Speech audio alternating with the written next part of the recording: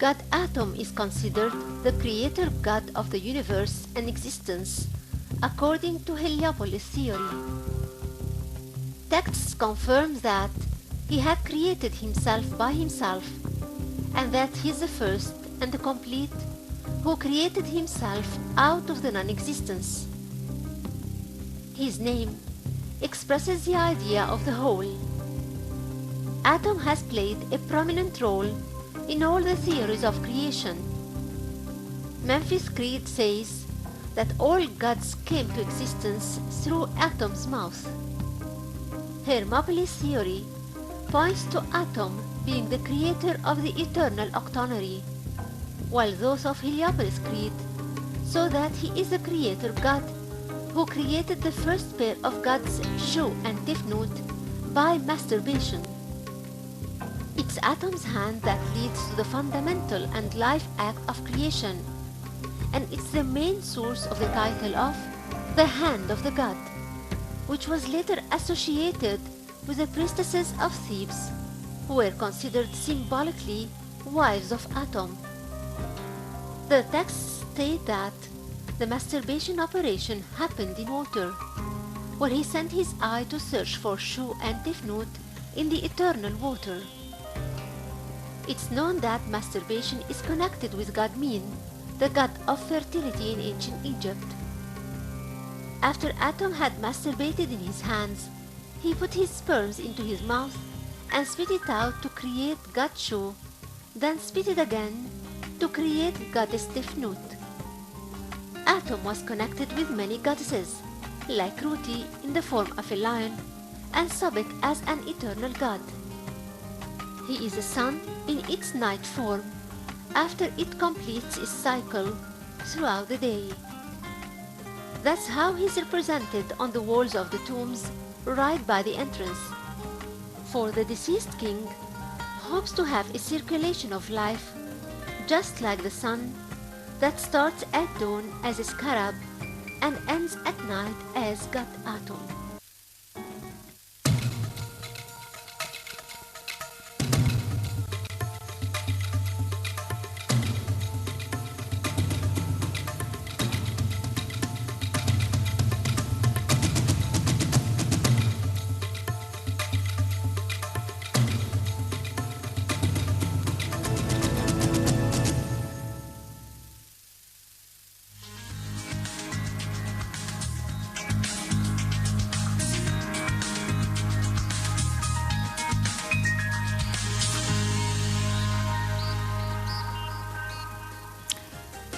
Welcome back. As we all know that the International Monetary Fund on Friday approved the $12 billion deal to Egypt, that very popular fund that has been a debate all over Egypt. It was approved by the International Monetary Fund on Friday after the fund's board approved the Egyptian economic program. And after the approval, the Central Bank of Egypt receives $2.75 billion deal tranche.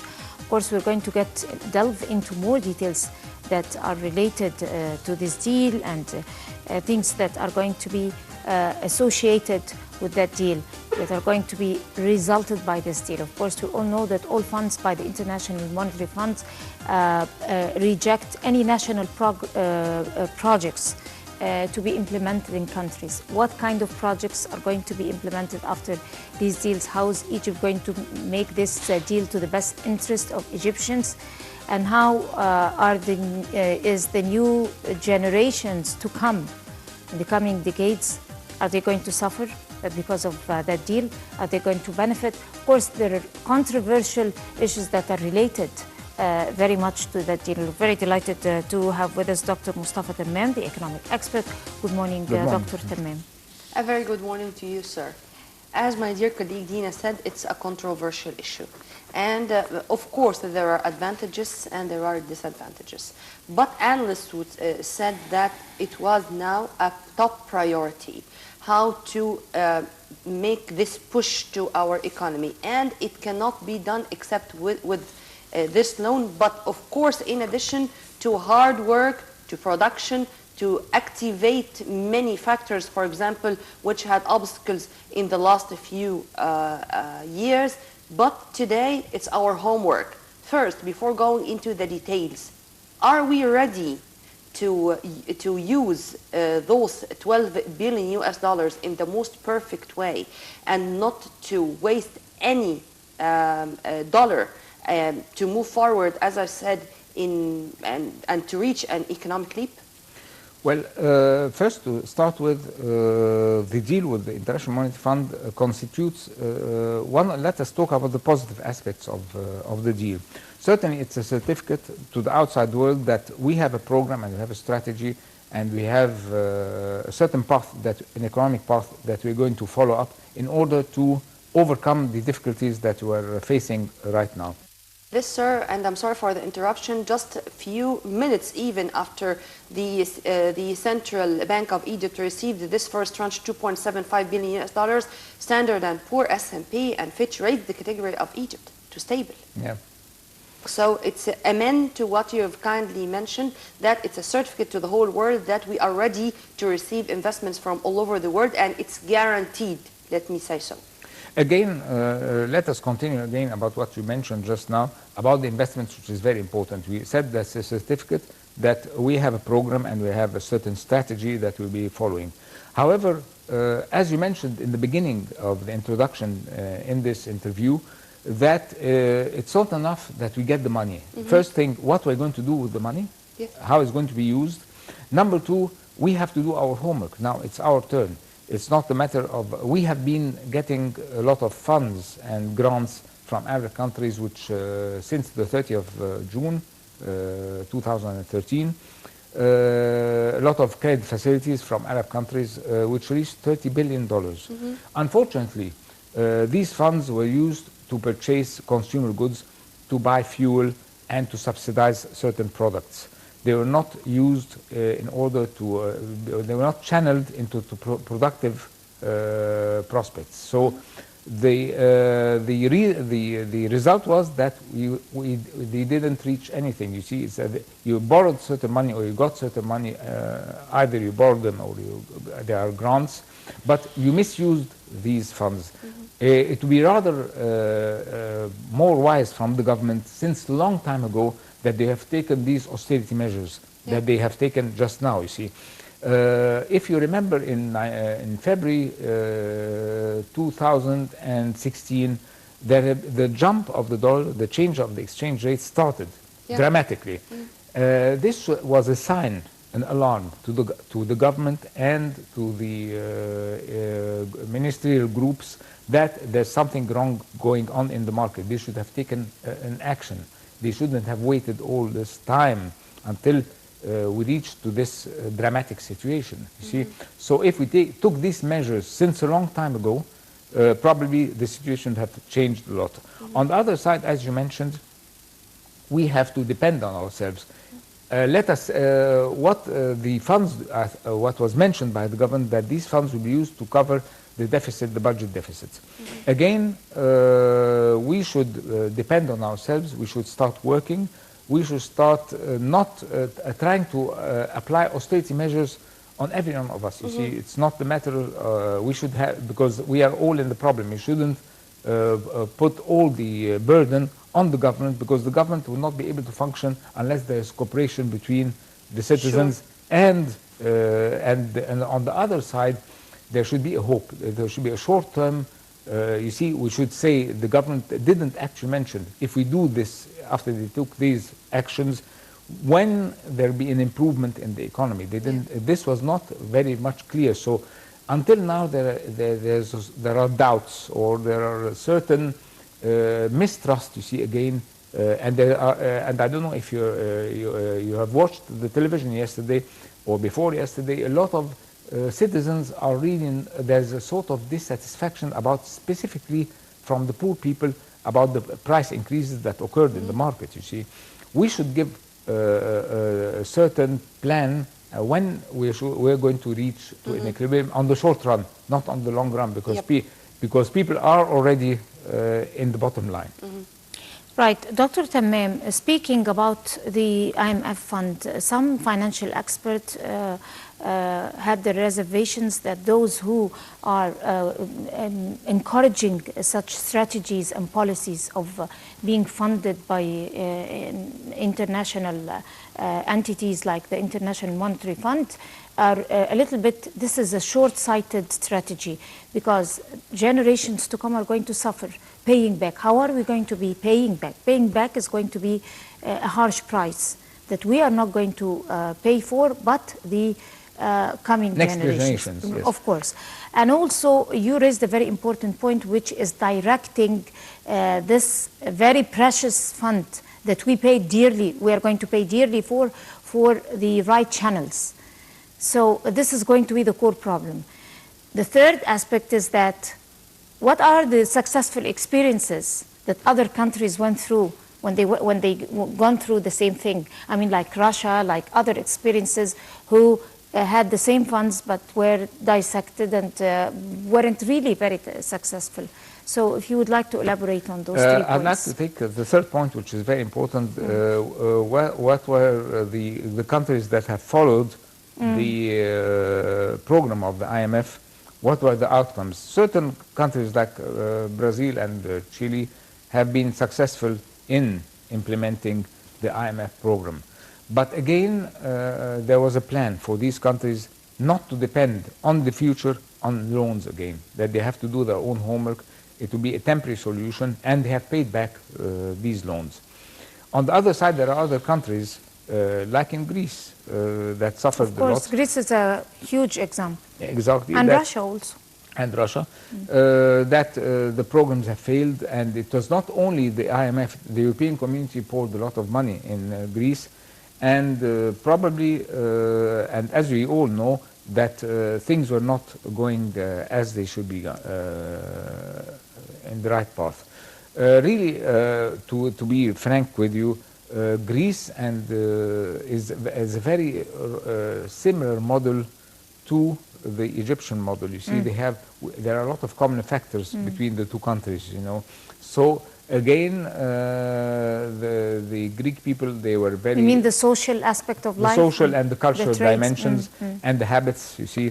They're different, although they are in the European community. So do we consider this good news? But they have a lot of common factors like, you see. So again... that wouldn't be good to hear. Well, these are the realities, you see, of the situation. Right. However, so it's again probably that we have to have a plan that we have to depend on ourselves. Again now, I would like to emphasize a very important point. We had to go, and I don't know if you heard Dr. Mohammed Al-Arian since 3 days ago, he said this was the only path that we have to get the funds, you see, to overcome our economic situation, because the Arab countries now are suffering with the drop in oil prices. They cannot afford again granting extra money. They have their own problems at the same time, you see. So it's very, very important, as we just mentioned in this interview, that we depend on ourselves and we start working. I'd like to tell you a very, very important thing I noticed when I just came back from Switzerland since 3 weeks ago. When you go in the streets in the morning, you don't find young people staying in cafes or wandering around the streets. You see, there are old people, 70s and 80s, very old people that are in the street. Yeah. Okay. Old young people, you don't find any young people in the streets. So here, the reverse is true here. In this case, if you go downtown, on the cafes, you find a lot of young people staying, and you might say that there's not a lot of opportunities. But I have... No, sir, I'm not going to say that. But I beg your pardon, whenever it comes to comparisons, I should be a little bit fair. Because I cannot compare Egypt to Switzerland, not to the culture, the social trends, yes, the education, number of the people, facilities the government is giving to the citizens. Like and even to Greece. I mean, I am not here giving excuses. But the past 5 years in Egypt, political turmoil, we knew that right after the 25th revolution, we had 36 billion US dollars strategic reserve, but it reached 16 billion Egyptian American dollars in reserve. Now it's above 20, and now we are moving forward, despite the fact that population is increasing, that we are already engaged in many mega projects all over Egypt, not one or two, but a lot, whether it's the new Suez Canal, whether it's the 1.5 million Fadens reclamation, whether it's the new capital. I mean, we are doing a lot in the same time. Whether we agree or we disagree with that, this is another story. But I should here speak more, if you permit me, about the homework which we should do after receiving already the first tranche of the IMF loan. The law of investment. I am now sure that foreign investors are going to come because their money is guaranteed. But on what basis? I mean, how they are going to be attracted to Egypt whenever the law of investment is still not finished till the moment? I see this as a riddle, as a dilemma, or an equation which I cannot solve. I totally agree with you. I was about to talk about revamping the legal system as a whole. It's not only an investment law, you see, because... But the investment law, if you permit me, sir, is a priority. It is. And on the other side, you have the labor law again, because this is interrelated. And any investor, if he comes here and he wants to employ people, and then in the law you say, in the labor law here you say you cannot fire anyone unless you do this and this and this and this. You see, even if he's not doing well, the procedures are with the employee and against the employer. All this has to be changed, you know. On the other side, the investor cannot afford, except for the oil companies which go to arbitration, which is very, very expensive to go into to there, you see. He cannot afford entering into legal dispute and staying 10 or 15 years in the courts to solve his problems, you see. This is a very, very important issue. Number 3, it is the bureaucracy and the performance of the government employer. You see, it is the ministers facilitate. The minister can sign you an approval and with his own signature, but when it filters down and goes to the employee there, every time I hear this, I wonder where is this one-stop shop issue, which we've heard about 15 or maybe 20 years ago. The one-stop shop, why it's not activated at the moment, this is also another question which I'm going to find an answer to. Yes. Right, let me take it from Nermeen and also go back to the 3 items that we related on. We just elaborated on only one.